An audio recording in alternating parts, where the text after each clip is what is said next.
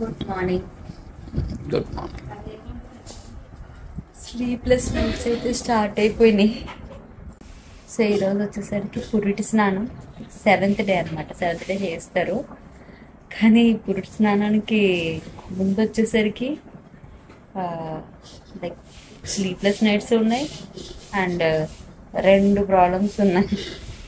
అంటే 2 ఇష్యూస్ జరిగినాయి దీనికి ముందు. ఒకటి, ఆ ముందు నైట్ మొత్తం లక్కీ, అంటే ఈయన కూడా లక్కీ అనే పిలిచేస్తున్నాను నేను. రేపు మొత్తం చోటలకి నైట్ అంతా పడుకోకుండా ఏడుస్తూనే ఉన్నాడు. హాస్పిటల్కి అప్పటికప్పుడు వెళ్ళి అయితే వచ్చామన్నమాట. సో అదొక థింగ్. అండ్ ఇంకొక విషయం ఏంటంటే, స్టిచెస్ దగ్గర నుండి బ్లీడ్ అయినట్టు కనిపించింది. సో ఎందుకు అలా అవుతుంది అని చెప్పేసి మళ్ళీ హాస్పిటల్కి వెళ్ళాం. సో ఎప్పుడు అలా వాటర్ పట్టడం అయితే డాక్టర్ గారు చూడలేదనే చెప్పారు. అలాంటి కేసు ఎప్పుడు చూడలేదని. ఏమైనా అటు ఇటు అయిందంటే ఇప్పుడు ఏదైతే సర్జరీ చేశారో ఆ సర్జరీని తిరిగి రీడూ చేయాలని అన్నారనమాట. అది ఇంకా భయంకరంగా ఉంటుంది. రికవరీ వరకు వచ్చి మళ్ళీ సర్జరీ రీడూ అంటే. సో ఏం తేడా ఉన్నా కూడా చెప్పాము. అప్పుడు స్నానం అయిపోయినట్టు మనం వెంటనే హాస్పిటల్కి వెళ్ళాలి. స్నానం చేయించిన వెంటనే డ్రెస్సింగ్ చేయించుకోవాలి. అండ్ ఇంజెక్షన్స్ కూడా ఉన్నాయి. 3 days పెట్టారనమాట. Hello YT family, very good morning. ఇలా ఒక వీడియోకి నా వాయిస్ ఇచ్చి దగ్గరగా 3 నెలలు అయితే అయిపోతుంది. మన వీడియోస్ని రెగ్యులర్గా ఫాలో అయ్యే వాళ్ళు మెసేజెస్ చేస్తూనే ఉన్నారు. అసలు ఏమైంది, ఏంటి, ఎందుకు వ్లాగ్స్ మీరు పోస్ట్ చేయట్లేదు, లాంగ్ లెంత్ వీడియోస్ పోస్ట్ చేయండి అని. నేను ప్రతిదీ డీటెయిల్గా అయితే చెప్తాను. ఆల్రెడీ వీడియో స్టార్టింగ్లోనే ఒక కాజ్ అయితే చెప్పాను కదా, సంథింగ్ హ్యాపెనింగ్ అనమాట. ఏంటి అన్నది డీటెయిల్గానే తర్వాత మనం మాట్లాడుకుందాం. ఇక్కడ వచ్చేసరికి పురిటి స్నానం కోసం అరేంజ్మెంట్స్ అయితే జరుగుతూ ఉన్నాయన్నమాట. సో ఆల్రెడీ నా ఫస్ట్ టైం అంటే లక్కీ డెలివరీ అయినప్పుడు ఎలా అయితే ప్రొసీజర్ ఫాలో అయ్యామో సేమ్ అదే ప్రొసీజర్ అయితే ఇక్కడ చేస్తూ ఉన్నారనమాట. బయట వచ్చేసరికి ఇలా వాటర్ ఇవన్నీ అయితే కాస్తూ ఉన్నారు. అండ్ ఇంట్లో వచ్చేసరికి క్లీనింగ్ అయితే స్టార్ట్ చేశారు. ఇంట్లో న్యూ బోర్న్ ఉంటే డెఫినెట్గా హైజీనిక్గా మెయింటైన్ చేసుకోవాలి. అందుకే వ్యాక్యూమ్ చేసేస్తున్నారు. ఇది మాకు చాలా బడ్జెట్లో అయితే వచ్చింది. ఇది Agaro Regal plus upright vacuum cleaner. ఇది 2-in-1 అండి. దీనికి 3 డిఫరెంట్ అటాచ్మెంట్స్ అయితే వస్తాయన్నమాట. సో ఇది ఫ్లోర్ క్లీన్ చేయడానికి, హార్డ్ సర్ఫేసెస్ లేదంటే వుడెన్ ఫ్లోర్స్కి ఇదైతే యూస్ చేసుకోవచ్చు. అండ్ ఈ బ్రష్ వచ్చేసరికి ఏంటంటే సోఫా పైన కానీ విండోస్ ఇలా డిఫరెంట్ ప్లేసెస్లో యూస్ చేయొచ్చు. మనకి ఒక కనెక్టర్ టూల్ వస్తుంది. దానికి క్రివీస్ నోజిల్ని కూడా మనం ఇలా అటాచ్ చేసి అయితే యూస్ చేయొచ్చు. ఎలా వాడాలి అనేది మరింత డీటెయిల్గా చెప్తాను.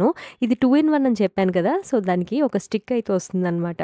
సో వ్యాక్యూమ్ అన్నది హ్యాండ్ హెల్డ్ చేయొచ్చు, లేదంటే స్టిక్ కనెక్ట్ చేసి కూడా చేసుకోవచ్చు అనమాట. డస్ట్ అంతా కూడా ఈ కలెక్టర్లోకి అయితే వచ్చేసింది. ఇది వచ్చేసరికి బ్యాగ్లెస్ అనమాట. మోడల్ వచ్చేసరికి చాలా హ్యాండీగా ఉంది and very budget friendly. Connector tool పెట్టి దానికి బ్రష్ అటాచ్మెంట్ అయితే పెట్టాము. నా ప్రెగ్నెంట్గా ఉండే దగ్గర నుండి పెద్దగా క్లీనింగ్ చేయకపోవడం వల్ల డస్ట్ ఎక్కువగానే ఉంది. సో దీంతో ఈజీగా వ్యాక్యూమ్ అయితే చేసేస్తున్నాం అనమాట. డస్ట్ ఎక్కడ పడకుండా నీట్గా అయితే క్లీన్ అయితే అయిపోతుంది. చూస్తున్నారు కదా మీరే. Results are amazing. యాక్చువల్లీ ఇది వచ్చేసరికి 800 watts కెపాసిటీతో అయితే వస్తుంది. బట్ నిజంగా ఒక పవర్ఫుల్ వ్యాక్యూమ్ క్లీనర్ ఎంత నీట్గా సెక్షన్ చేస్తుందో అలా అయితే చేసిందనమాట. ఏ ఆబ్జెక్ట్స్ కూడా పెద్దగా పక్కకు తీయకుండానే నీట్గా క్లీనింగ్ అయితే అయిపోయిందనమాట. అంటే మన ఓపిక తీసి చేద్దాము అంటే అలా చేసుకోవచ్చు, లేదంటే ఇలా అయినా చేసేయచ్చు. అండ్ సోఫాలో చూడండి, ఇంట్లో పిల్లలు ఉంటే ఇలాంటి మెస్ డెఫినెట్లీ ఎక్స్పీరియన్స్ చేస్తూనే ఉంటారు. ఫుడ్ పార్టికల్స్ ఇలాంటివి అన్నీ కూడా సోఫాలో స్ట్రక్ అయిపోతూ ఉంటాయి కార్నర్స్. దీనికి వచ్చేసరికి క్రివీస్ నోజల్ ఉంటుంది. నేరో అండ్ టైట్ స్పేసెస్లో ఈజీగా దీంతో అయితే క్లీన్ చేసేయచ్చు. అండ్ ఈ చాండ్లేర్ కొన్ని డస్ట్ కూడా దీంతోనే అయితే క్లీన్ చేసేసామన్నమాట. దాంతోపాటు ఏంటంటే మన ఫ్లోర్ని వ్యాక్యూమ్ చేయడానికి వేరే అటాచ్మెంట్ అయితే ఉంటుంది. సో ఇది పెట్టి మనం ఇలా బెండ్ అయి చేసుకునే కంటే కూడా మనకి స్టిక్ అయితే ప్రొవైడ్ చేసి అయితే వస్తుందన్నమాట. సో ఆ స్టిక్ అనేది కనెక్ట్ చేసుకున్నట్టయితే చక్కగా మన నార్మల్ వ్యాక్యూమ్ క్లీనర్లా అయితే యూస్ చేసేసుకోవచ్చు. దీనిని హార్డ్ ఫ్లోర్స్, వుడెన్ ఫ్లోర్స్ లేదంటే కార్పెట్స్ ఎలాంటి సర్ఫేస్ పైన అయినా సరే ఈజీగా వ్యాక్యూమ్ అయితే చేసేస్తుంది అనమాట. మాకైతే బాగా నచ్చింది. యాక్చువల్లీ పిట్ట కొంచెం కోతగనం అంటారు కదా! సో, అలాగా ఇది చూడడానికి చాలా చిన్నగా ఉన్నప్పటికీ డస్ట్‌నయితే మాత్రం చాలా బాగా అయితే సక్ చేసుకుంది. రిజల్ట్స్ ఆర్ అమేజింగ్ అనమాట. సో, మీరు కూడా ట్రై చేయాలనుకున్నట్టయితే ప్రోడక్ట్ లింక్ అన్నది మీకు డిస్క్రిప్షన్‌లో అయితే ఇస్తాను. యాక్చువల్లీ ఇది వచ్చేసరికి కార్డెడ్ అయితే వస్తుందనమాట. బట్ కార్డ్ లెంత్ అన్నది కూడా బాగా ఎక్కువగానే ఉంది కాబట్టి ఈజీగా మనం యూజ్ చేసుకోవచ్చు. అండ్ ఇలా కార్నర్స్ టు కార్నర్స్ కిందన కూడా యూజ్ చేసుకోవచ్చు అనమాట. వన్స్ మన యూసేజ్ అయిపోయిన తర్వాత ఆ డస్ట్ అంతా మనం డిస్కార్డ్ చేసేయడమే అనమాట. సో, చాలా చాలా ఈజీ అయితే ఉంది. సో, నాలాంటి వాళ్ళు ఎవరికైనా సరే ఈజీగా క్లీన్ చేసుకోవడానికి ఈ ప్రోడక్ట్ బాగా యూజ్ అవుతుంది. డిస్క్రిప్షన్ అండ్ అలాగే కామెంట్‌లో వచ్చేసరికి ప్రోడక్ట్ లింక్ అయితే ప్రొవైడ్ చేస్తాను. చూడండి. అండ్ వ్లాగ్ కూడా టు బీ కంటిన్యూడ్ ఎక్కడ స్కిప్ చేయకుండా చూడండి. ఇక ఇంట్లో క్లీనింగ్ అయ్యేసరికి బయట బిందెతో పెట్టిన నీళ్ళైతే మరిగిపోయినియి. ఇంకా రెండో బిందె అయితే పెడుతున్నారనమాట. టోటల్‌గా 7 బిందెలు నీళ్ళు కావాలని అంటారు. సో, ఏంటంటే ఒక 3 బిందెల వరకు కాసుకొని దాన్నే ఇలా స్ప్లిట్ అయితే చేస్తున్నారనమాట. ఇలా వేపాకైతే వేసి చేస్తూ ఉంటారు. ఇంతకు ముందు కూడా చెప్పాను. ఒక్కొక్కళ్ళది ఒక్కొక్క పద్ధతిలో పురిటి స్నానం అన్నది జరుగుతూ ఉంటది. ఈ వేప పుల్లొచ్చేసరికి వీటితో బ్రష్ చేయిస్తారనమాట. ఎందుకనంటే కొందరు చూడండి డెలివరీ అయిన తర్వాత అసలు బ్రష్ పెట్టొద్దు అని చెప్పేసి అంటూ ఉంటారు. సో, దానికోసం వేప పుల్లలైతే యూజ్ చేయమని అంటారు. బట్ నేనైతే బ్రష్ చేసేసుకున్నాను. ఆఫ్టర్ దట్ ఏంటంటే ప్రొసీజర్‌లో పాటుగా వేప పుల్లలతో కూడా క్లీనింగ్ అయితే చేసుకున్నాననమాట. ఇంకా బ్యాక్‌గ్రౌండ్‌లో ఇంట్లో అరేంజ్‌మెంట్స్ అయితే అవుతూనే ఉన్నాయి. అండ్ చాలా చాలా లేజీగా అయితే జరిగింది. ఎందుకంటే ఆ రోజు వెదర్ చాలా చాలా కూల్ అయితే ఉందనమాట. సో, నేనొచ్చేసరికి ఏంటంటే కాటన్ పెట్టేసుకున్నాను ఇయర్స్‌లోకి వచ్చేసరికి. అండ్ ఫుట్‌వేర్ కూడా ఇంట్లో వేసుకున్నాననమాట. ఇట్ డిపెండ్స్ అనమాట మన అవసరానికి. బాగా చల్లగా ఉంది అంటే డెఫినెట్‌లీ మనం కేర్ తీసుకోవాలి. లేదంటే కోల్డ్ చేసినా, కాఫ్ వచ్చినా మనకే మళ్ళీ ఇబ్బంది. దట్ టూ ఏంటంటే నాకు స్టిచెస్‌లో ఇష్యూ ఒకటుంది. సో, అందుకనే ఇంకా ప్రికాషన్ తీసుకుంటూ ఉన్నాను. ఇక్కడ మా చోటా లక్కీకి స్నానం చేయించడానికైతే తీసుకువెళ్తూ ఉన్నారనమాట. ఏంటో తెలియకుండానే లక్కీ అనే వచ్చేస్తుంది నోటికి. ఇంకా చోటా లక్కీ అని చెప్పేసి అనుకున్నాము. ఇంకా లక్కీ కూడా అయితే నిద్ర లేచాడనమాట. చాలామంది మీ అబ్బాయిని చూపించకుండా దాచేశారు, వీడియోస్ ఏమో పోస్ట్ చేయట్లేదు అని అంటున్నారు. బట్ షార్ట్ వీడియోస్ అయితే ఫ్యూ పోస్ట్ చేశాను. అందులో బాబునైతే చూపించాను ఆల్రెడీ. మీరు కనుక చూడకపోయినట్టయితే ఒక్కసారి మన ఛానల్‌లో షార్ట్స్ అయితే చూడండి. ఇక్కడ వేడి నీళ్ళు వచ్చేసరికి తొరిపేస్తున్నారనమాట. చాలా చాలా వేడిగా కాశారు. అండ్ ఏంటి అంటే నాకు స్టిచెస్ నిండి ముందు కొంచెం బ్లడ్‌లా వచ్చింది. అండ్ తర్వాత వచ్చేసరికి వాటర్‌లా కారడం అయితే స్టార్ట్ అయింది.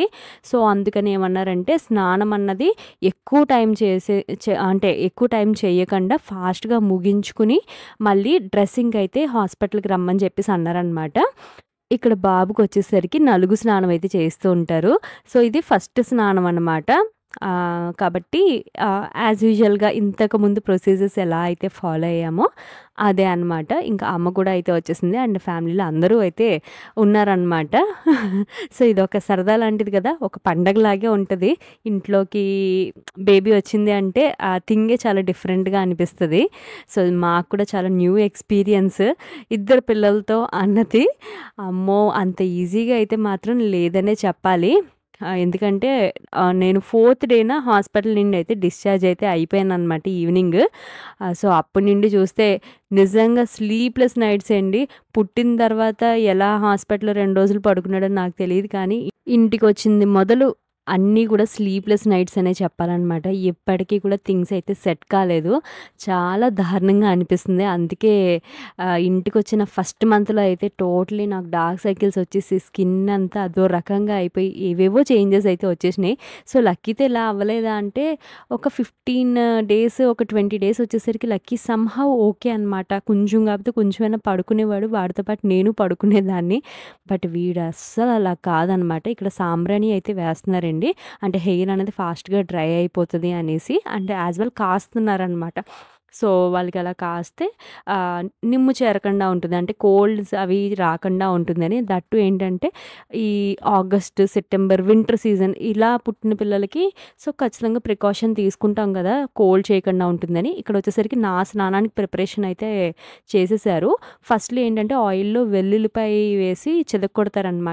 సో, ఆ ఆయిల్‌ని మన ఫింగర్ నెయిల్స్ ఉంటాయి కదా! దాంతో డిప్ చేయమంటారనమాట. కాళ్ళవి, చేతులవి కూడా. ఎందుకనంటే తేమ అది చేరకుండా ఉంటుంది అన్నట్టు నేను అడిగాను. అడిగితే నాకు చెప్పిన కారణం అయితే అదనమాట.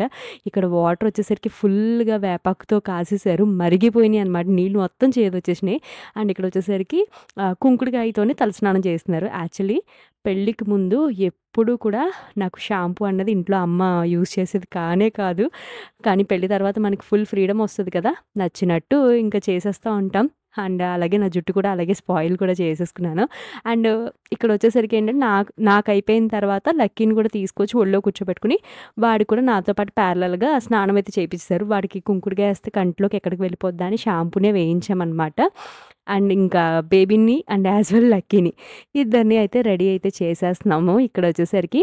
అండ్ నాకొచ్చేసరికి ఏంటంటే చాకలి ఆవిడ ఇచ్చిన శారీయే కట్టుకోవాలి అని అన్నారు. సో, అదే పద్ధతనమాట.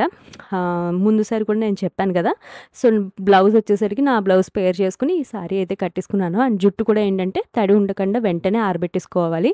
అండ్ ప్యారలల్‌గా ఏంటంటే ఇంట్లో వంట ప్రిపరేషన్స్ కూడా అవుతున్నాయన్నమాట. ఆ రోజు వచ్చేసరికి ఎంతోమందికి అందరూ కలిపి కూర్చుని భోజనం అయితే చేసుకోవాలి. సో, ఇక్కడ నాకొక డౌట్ వస్తా ఉంటది. జనరల్లీ చూడండి ఆఫ్టర్ డెలివరీ వచ్చేసరికి ఇవి తినకూడదు, అవి తినకూడదు, ఇన్ని మంత్స్ వరకు తినకూడదని పచ్చిమ చేస్తా ఉంటారు. కానీ ఆ రోజు మట్టికి ఏవైనా సరే తినేయొచ్చు అని అంటారు. అంటే అవి బేబీ పాలకి ఎఫెక్ట్ అవ్వదంటారా? మీరేమంటారు? జస్ట్ అంటే నేను అడుగుతున్నాను. జనరల్లీ చూడండి ఇప్పుడు అవేర్‌నెస్ అన్నది చాలా పెరిగిపోయింది. డాక్టర్స్ అందరూ చెప్తూనే ఉన్నారు. సో, మదర్ అన్నది హెల్తీగా, హ్యాపీగా ఉంటేనే బేబీకి పాలు పడతాయి. అండ్ హ్యాపీగా చూసుకోగలుగుతారు. సో, ఈ పథ్యాలు ఇవి అయితే చెయ్యాలి. కాకపోతే ఏంటంటే బేబీకి అది ఫుడ్ సెట్ అవుతుందో లేదో చూసుకుంటూ చేసుకుంటే సరిపోతదని నా ఒపీనియన్ అనమాట. ఎందుకంటే లక్కీతో నేను అలా చేశాను. నేను సక్సెస్ కూడా అయ్యాను అందులో. అండ్ ఇప్పుడేంటి అంటారా? నేను ఖచ్చితంగా ఫర్దర్‌గా చెప్తాను. అండ్ ఇక్కడ మా అభి అయితే వచ్చాడనమాట. సర్ప్రైజ్‌గా వచ్చాడు. అందుకే మేమందరం చాలా థ్రిల్లింగ్‌గా ఫేసెస్ చాలా ఎక్సైట్‌మెంట్‌గా చూసాము. అండ్ తిరుపతి ప్రసాదం అయితే ఇచ్చారు. ఇంకా పురిటిమయలతో ఉన్నాం కదా అని అన్ని రోజులు ఓపెన్ చేయలేదు. ఇంక స్నానం అయిపోయిందనేసి అప్పుడు ఓపెన్ చేసి చూస్తున్నాం అనమాట. So happy. ఆ రోజు వెంకన్న బాబు మళ్ళీ మా ఇంట్లోకి ఇలా రావడం అన్నది చాలా హ్యాపీగా అయితే అనిపించింది.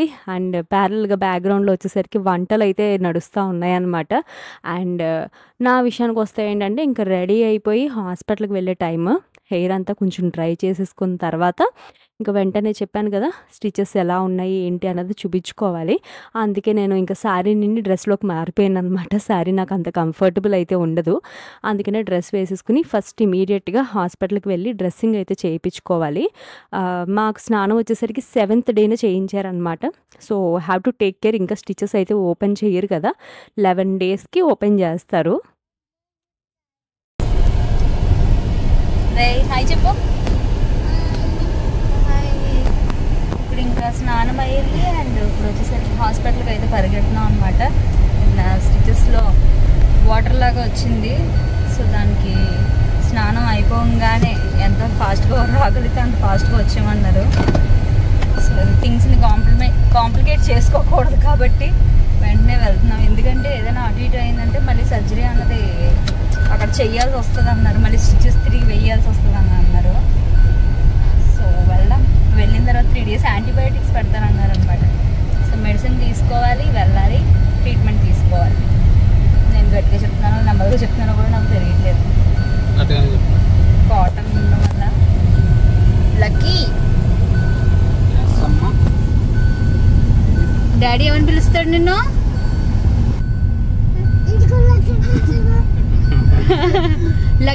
ఇంతకు ముందు డెలివరీలో నాకు ఇలాంటి కాంప్లికేషన్స్ ఏవి నేనైతే ఫేస్ చేసింది లేదు. బట్ ఈసారి వచ్చేసరికి వాటర్ లాగా అయితే వస్తుందనమాట. ఎవరైనా ఇలాంటి థింగ్స్ ఎక్స్పీరియన్స్ చేసినట్టయితే అసలు దీనికి రెమెడీ ఏంటి, మీరు ఎలా దాన్ని ట్రీట్ చేశారు అన్నది కామెంట్స్లో చెప్పండి. బికాస్ ఇలాంటి ప్రాబ్లమ్ ఎవరైనా ఫేస్ చేస్తే ఖచ్చితంగా ఒక గైడెన్స్ లాగా అయితే ఉంటుంది. హాస్పిటల్కి వెళ్తే నాకు వచ్చేసరికి యాంటీబయాటిక్స్ అయితే పెట్టారనమాట. చేతికి మళ్ళీ కెనులా అయితే పెట్టారు. చాలా పెయిన్ఫుల్ అనిపించింది. నాకు యాక్చువల్లీ నర్వ్ దొరకదనమాట. చాలా డిఫికల్ట్ ఉంటుంది. సో ఒక నర్వ్ కనిపించింది, అక్కడైతే పొడిచారు. నాకు లిటరల్లీ చేతితో తినడానికి కూడా లేకపోయా అనమాట. స్పూన్తో అరాకొర అలా అలా కలుపుకుంటూ ఉన్నాను. ఒక 3 days మార్నింగ్ అండ్ ఈవినింగ్ హాస్పిటల్కి వెళ్ళి ఆ ఇంజెక్షన్ ఏదైతే ఉందో త్రూ ఆ కెనుల ద్వారాగా చేయించుకోవాలన్నమాట. సో చేస్తే ఏమైనా తగ్గిద్దేమో చూద్దాము అన్నట్టు అన్నారు. సో ఏమైంది ఏంటి అన్నది నెక్స్ట్ వీడియోస్లో నేనైతే షేర్ చేస్తాను. ఇక్కడ భోజనానికి ముందు ఏంటంటే అందరూ బ్లెస్ చేస్తున్నారు. ఇంకా నాకు మళ్ళీ సారీ కట్టుకునే ఓపిక లేక నేను ఇంకా అలానే కూర్చుండిపోయాను అనమాట. ఇక్కడ పేరెంటాలు అందరూ కూర్చుని భోజనం అయితే చేసేస్తున్నాం. ఇందులో తెల్లగపిండి అన్నది కంపల్సరీ అయితే ఉంటుందన్నమాట. నెక్స్ట్ మళ్ళీ ఇంకొక వీడియోతో మీ ముందుకు వస్తాను. అండ్ నేను ఫేస్ చేసిన ప్రాబ్లమ్స్ అన్నీ కూడా డెఫినెట్లీ మీ ముందుకు వచ్చి అయితే చెప్తాను. Do follow for more videos. Thank you so much for watching.